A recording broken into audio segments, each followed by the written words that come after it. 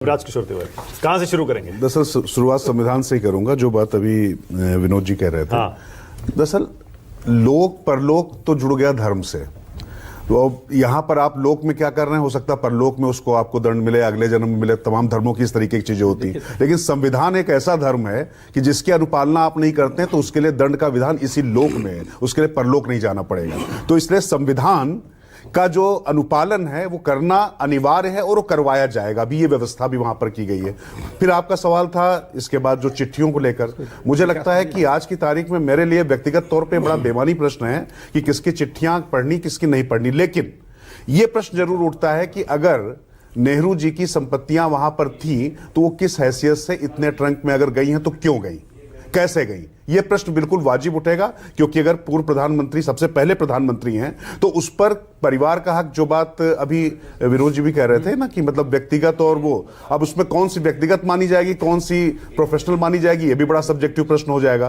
क्योंकि जो इंदिरा गांधी के साथ में जो उनका पत्र संवाद है, बचपन में जब हम लोग पढ़ते थे तो वो किताब हम लोग को दी गई थी और उसको पूरी तरीके से सार्वजनिक किया गया था। और स्वाभाविक रूप से अगर नेहरू जी इस तरीके के तमाम पत्र लिख रहे हैं, अब विकीलीक्स के जो तमाम जो हमारे सामने चीजें आई हैं, जब वो सामने आ सकती हैं तो उन पत्रों में ऐसा क्या रहा होगा कि प्रधानमंत्री की हैसियत से अगर किसी व्यक्ति ने किसी को पत्र लिखे हैं तो मुझे लगता है कि उसमें बहुत कुछ व्यक्तिगत, मतलब अगर व्यक्तिगत है तो उसमें पत्र लिखने की आमतौर पे आवश्यकता नहीं होती है। अगर मान लो वो एडमिरा माउंटबेटन को लिख रहे हैं या किसी और को लिख रहे हैं, ज्यादा जिस पे भारतीय जनता पार्टी जोड़ता है, लेकिन भारतीय जनता पार्टी भी क्यों एडमिरा माउंटबेटन के पत्रों पर ही जोड़ दे रही है? ये जो एक मैलिशियस इंटेंट है, मेरी आपत्ति इस पर है। निश्चित तौर पर मैं पूरी तरीके से एक बात कहता हूं कि ये जो पत्र हैं ये आने चाहिए और क्यों वो लेकर चले गए। लेकिन इसके पीछे जो है, पर इसके पीछे एक बात और मानक जी आपको समझनी पड़ेगी। जो बात हो रही ना कि कैसे जो है सदाशयता थी, सहिष्णुता थी, एक दूसरे के प्रति उदारता थी। आप ये सोचिए कि अटल बिहारी वाजपेयी उन नेहरू जी के युग में थे जब अटल जी ने उन पर कहा, पहली बार सांसद बने थे तो जब कहा कि ये फासिस्ट ताकतें मैं देख रहा हूं कि लगातार गर्त की ओर चली जा रही है, नेहरू जी ने सदन में कहा, तो उसके बाद अटल जी वो खड़े हुए बोले, मैं जानता हूं कि प्रधानमंत्री जी शीर्षासन करते हैं, सेहत के लिए अच्छा होता है, लेकिन मेरी आपत्ति इस बात पर है कि वो उसी मुद्रा में मेरी पार्टी को क्यों देख रहे हैं। अब जैसे ही उन्होंने बात कही उसके बाद ताली बजा के नेहरू जी बहुत क्रोध में थे, हंसे।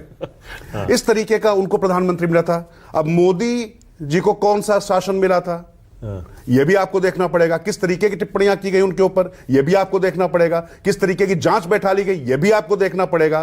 तो कुल मिला के बीज बोए बबूल के तो कहां से पाए आम, ये जो कहावत कही जाती है राजनीति में निश्चित तौर पर आपके सामने आएगी। और आप जब संदर्भ में संविधान पर चर्चा हो रही है, मैं लोकसभा का जिक्र करना चाहूंगा कि उसमें मनुस्मृति भी ला रहे हैं। मुझे नहीं लगता है कि मैं यहां पर जितने लोग बैठे हुए हैं किसी घर में मनुस्मृति में आपको बताऊं, जब ये पढ़ने के लिए बाद में मुझे जब इसमें बहुत ज्यादा हुई तो चर्चा हुई, लेकिन लोगों के घर में रामायण होती है, महाभारत होगी और तमाम वाल्मीकि रामायण होगी, राधे श्याम रामायण होगी, पुराण होंगे, लेकिन मनुस्मृति कौन पढ़ता है? दुर्गा सप्तशती होगी, लेकिन ये कहीं नहीं होती। तो ये जो लाने की कोशिश है ये भी समाज के लिए विभाजनकारी है मानक जी, ये भी उचित नहीं है। प्रियंका गांधी और जो फिलिस्तीन का जो बैग वो लेकर जा रही हैं, कुल मिला के आप जमात के साथ में आप चुनाव प्रचार में जा रही, वो संस्था जो पूरी तरीके से इस लोकतंत्र पर भरोसा नहीं करती है।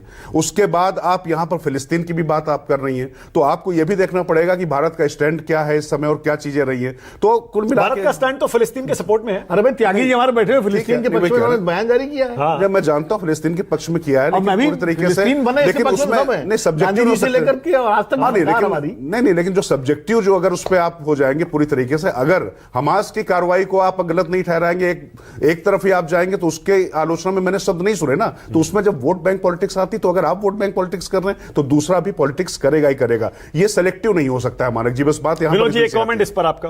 देखिए हमास की सिर्फ पैलेस्टाइन क्यों उठा रही हैं? सिर्फ पैलेस्टाइन क्यों उठा रही हैं? देखिए भारत का स्टैंड तो दोनों के पक्ष में है। देखिए ऐसा है ना कि भारत, देखिए प्रियंका जी क्या कर रही है तो प्रियंका जी उसका जवाब देंगी, क्योंकि वो पैलेस्टाइन उठा रही है, जाहिर है एक कॉन्स्टिट्यूएंसी को एड्रेस करना है, सीधी सी बात है। बीजेपी अगर इजराइल की बात कर रही है, वो भी एक कॉन्स्टिट्यूएंसी को एड्रेस कर रही है। तो सवाल यह है कि हमास का हमला जितना दर्दनाक, जितना शर्मनाक और निंदनीय है, उतना ही जो गाजा में निर्दोष लोग मारे जा रहे हैं वो भी उतना ही निंदनीय और शर्मनाक है।